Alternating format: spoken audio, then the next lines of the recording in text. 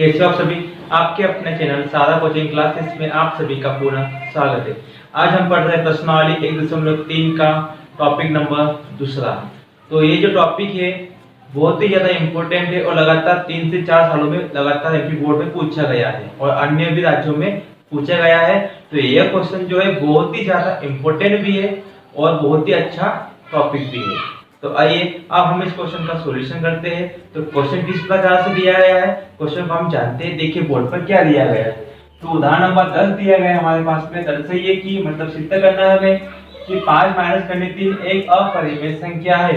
इसके पहले वाले वीडियो में हमने पढ़ा है कि करनी 2 एक परिमेय संख्या होता है, करनी 3 एक परिमेय संख्या होता है। मतलब कि हमने सिंपल वाले को देखा है, ठीक है, सिंपल वाले नंबर को हमने देखा है, अंडर रूट वाले को। तो इसके लिए हमने अलग विधि का यूज किया है और इस प्रकार से क्वेश्चन जो हमें मिलेगा, इस प्रकार से क्वेश्चन जैसे मान लो 6 करनी 3 मिला, मतलब करने के साथ में कोई संख्या हमें प्राप्त हो रही है तो हमें दूसरी विधि का यूज करना है, दूसरे मेथड का यूज करना है। तो इसके लिए हमने जिस मेथड का यूज किया है वो इसके पहले वाली वीडियो में हमने आपको बताया है। इसमें करनी 5 भी हो सकता है, करनी 7 के लिए भी अपनी संख्या सिद्ध हो सकती है, करनी 11 के लिए भी। मतलब इस प्रकार से जो भी क्वेश्चन हमें प्राप्त हो तो उसके लिए हम इसके पहले वाले वीडियो में आपको बताया, अब उस विधि का उसमें यूज कर सकते हो, उपयोग कर सकते हो, है ना। और उसी विधि का हमें यूज करना है देखा जाए तो, है ना। लेकिन इस प्रकार से यदि क्वेश्चन पूछा, इस प्रकार से कोई भी रूट के साथ में यदि कोई संख्या पूछा है तो हमें केवल इस विधि का ही यूज करना है। तो अब इस विधि को देखो होता है किस प्रकार से, ठीक है।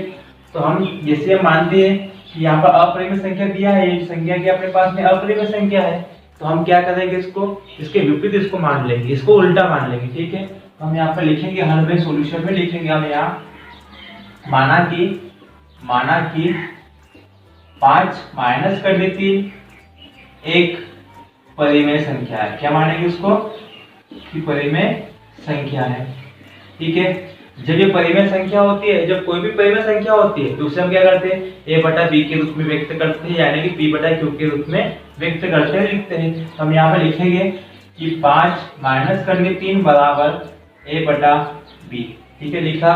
और कंडीशन क्या होती है कि यहाँ पर जो a b है, जहाँ l की है ना, जहाँ a b 2 सह अभाज्य पूर्णांक है। क्या है, 2 सहअभाज्य पूर्णांक है। और जहां b बराबर नहीं मिलेगा 0 के कंडीशन भी होती है, ठीक है, परिमेय संख्या के लिए। तो सहअभाज्य पूर्णांक क्या होता है, इसके पहले वाले वीडियो में हमने देखा है, ठीक है। तो सहअभाज्य पूर्णांक क्या होता है, एक बार उसको रिपीट कर लेते हैं। तो सहअभाज्य पूर्णांक होता है 2 संख्या दिया होगा और उन 2 संख्याओं का हमें s से कितना प्राप्त होता है, 1 प्राप्त होता है, ठीक है। जिसे मान के चलो इसके मल्टीपल में कितना है 1 और b के मल्टीपल में कितना है 1, मतलब कि दोनों के मल्टीपल में कितना है 1 1 है। मतलब एक क्या हो गया, उनका गुणनखंड हो गया। तो गुणनखंड कितना हो गया, हमें 1 मिला। जब ये गुणनखंड होता है किन्हीं 2 संख्याओं का तो हम उसे क्या बोलते हैं, जो सहअभाज्य पूर्णांक होता है, ठीक है, समझ में आया होगा। अब हम क्या करेंगे, यहाँ से इसको लेंगे, ठीक है, इसी को लिखेंगे फिर से 5 माइनस करनी 3 बराबर a बटा b लिखा हमने। हम क्या करेंगे यहाँ से कि जो रूट वाली वैल्यू है उसका मान निकालेंगे, बाकी का पक्षांतर उस सेट में कर देंगे, इक्वल के सेट में, ठीक है। अब क्या होगा, यहाँ से हमें निकालना है करनी 3 का मान।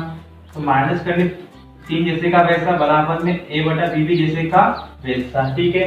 हमने किया है 5 का पक्षांतर, तो प्लस वाला है जो हो जाएगा माइनस का 5, ठीक है। हमने यहाँ पर लिखा पक्षांतर, लिखना लिख सकते हो आप। अब क्या होगा, हम यहाँ से इसका सॉल्यूशन करेंगे। तो -3 जैसे का वैसा बराबर मिलेगा, इसके मल्टीपल में इसका मल्टीपल यहाँ, तो 1 माइनस 5 भी इसका गुना इसमें हो जाएगा और इसका गुना इसमें होता है, तो मिलेगा आपको b, ठीक है। माइनस को यहाँ से हटाएंगे, हमें मिलेगा करने 3 बराबर a माइनस 5b अपॉन में b मिलेगा, माइनस आ गया लगा देंगे, ठीक है। माइनस से हमने गुना कर दिया है, तो माइनस वाला हो गया प्लस, प्लस वाला हो गया माइनस, ठीक है, माइनस का। अब इसे मानेंगे समीकरण नंबर 1, क्योंकि हमने क्या किया, यहाँ से अंडर रूट का मान निकाल लिया है, तो क्वेश्चन को हमें यहीं पर रोक देना है। अब हम क्या करेंगे कि हमने यहाँ पर क्या देखा कि समीकरण 1 में है, ठीक है। समीकरण 1 में क्या है, ए बी क्या है, पूर्णांक है, ठीक है। ए बी क्या अपने पास में पूर्णांक है। तो हम यहाँ पर लिखेंगे, हम यहाँ लिखेंगे यहाँ a, b पूर्णांक है, a, b क्या है, पूर्णांक है, ठीक है। इसलिए जब a कॉमा b पूर्णांक है, मतलब ये भी क्या है, पूर्णांक है, ये पूर्णांक होता है, तो इसलिए हम ब्रैकेट बनाएंगे और ब्रैकेट में जो इस सेट में मिलेगा हमें, ठीक है, उसको लिखेंगे।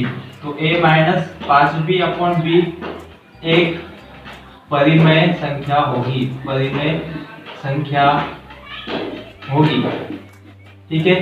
जब ये परिमेय संख्या है, जब इसके इक्वल में करने 3 है, तो करने 3 भी क्या होगा, एक परिमेय संख्या, उसको मान सकते हैं। अर्थात हम लिखेंगे यहाँ पर, अर्थात करने 3 भी एक परिमेय संख्या है, ठीक है।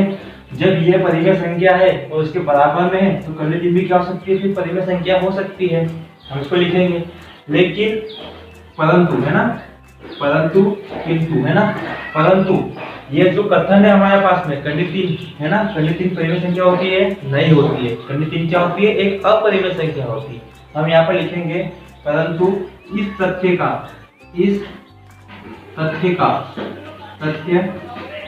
या कथन, है ना, या कथन का हमें विरोधाभास प्राप्त होता है। क्या होता है, प्राप्त होता है। मतलब क्या हो गया कि ये जो कथन हमें मिला है, करने 3 एक परिमेय संख्या है, और हम जानते हैं करने 3 क्या होता है, अपरिमेय संख्या होता है। मतलब ये कथन का हमें क्या हो गया, विरोधाभास प्राप्त हुआ। मतलब ये कथन कैसा हो गया, गलत साबित हो गया, ठीक है। विरोधाभास प्राप्त होता है, ठीक है, होता है। इसलिए हम जानते हैं कि करने 3 क्या होता है, करने 3 एक अपरिमेय संख्या है। करने 3 क्या है, एक अपरिमेय संख्या है, ठीक है। इसलिए हमारा अतः लिखेंगे हम ना, अतः हमें यह निष्कर्ष प्राप्त होता है कि, ठीक है, यह निष्कर्ष निकलता है कि, या प्राप्त होता है कि ये संख्या दिया होगा 5 माइनस करने 3 एक अपरिमेय संख्या होगी या होगा, ठीक है। हम क्या करेंगे, जब हमने इसको लिखा, किस संख्या के लिए लिखा हमने इसको, a माइनस 5b, और करने 3 किसके लिए था अपने पास में, कि परिमेय संख्या के लिए हमने सिद्ध किया।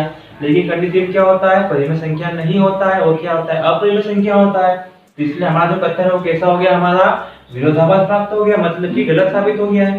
तो हम जानते क्या है कि करने 3 क्या होता है, अपरिमेय संख्या होता है।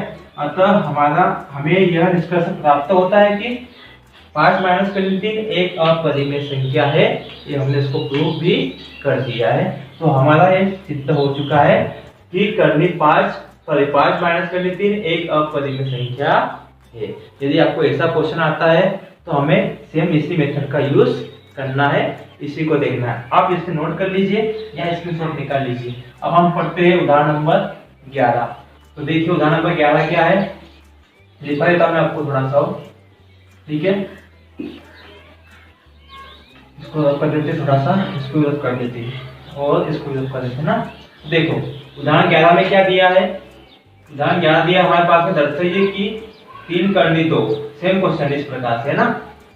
तो क्या करने के साथ में कुछ संख्या है, एक अपरिमेय संख्या है, तो हम क्या मानेंगे, इसको उल्टा मानेंगे। तो माना कि 3 करनी 2 एक परिमेय संख्या है, ठीक है। जब ये परिमेय संख्या है, मतलब 3 करनी 2 क्या परिमेय संख्या है, तो इसे हम लिखते हैं a/b के रूप में, ठीक है। अब हमें क्या करना है, यहाँ से निकालना है करनी 2 का मान। क्या निकालना है, यहाँ से करनी 2 का मान निकालना है, तो 3 का करना पड़ेगा पक्षांतर। तो 3 गुना में तो क्या जाएगा, वो पट्टी में जाएगा। हमें क्या मिलेगा, यहाँ से करनी 2 बराबर प्राप्त होगा a/b, और 3 जाएगा b के गुना में। अब यहाँ से हमें किसका मान मिला, करनी 2 का मान मिल गया। हम यहाँ से मान लेंगे समीकरण नंबर 1। ये बहुत इजी मेथड है ना। अब देखो जैसे हमने करने 2 का मान निकाला है यहाँ से, अब हम क्या करेंगे यहाँ पर थोड़ा सा कि ये जो वैल्यू है हमारे पास में, ये जो मान मिलता है ना, हम इसमें अप्लाई करेंगे। थ्योरेटिकल आपको यही पूरा का पूरा अप्लाई करना है। तो देखो थोड़ा सा, ए भी क्या है यहाँ पर पूर्णांक है, ये भी पूर्णांक होता है, हम इसको लेते हैं, साइड वाले को लेते हैं, ठीक है। हम इसमें अप्लाई करेंगे अंडर रूट में, तो मिलेगा a/3b। एक परिमेय संख्या है, ठीक है। जब ये परिमेय संख्या है तो कर्ण 2 भी क्या होगा, एक परिमेय संख्या होगा उसके बराबर वाला। तो यहाँ पर अप्लाई करें, कर्ण 2 भी एक परिमेय संख्या है, ठीक है। हम लिखेंगे यहाँ पर परंतु इस तथ्य का हमें विरोधाभास प्राप्त होता है, इसलिए हम जानते हैं कि कर्ण 2 क्या होता है, एक अपरिमेय संख्या है।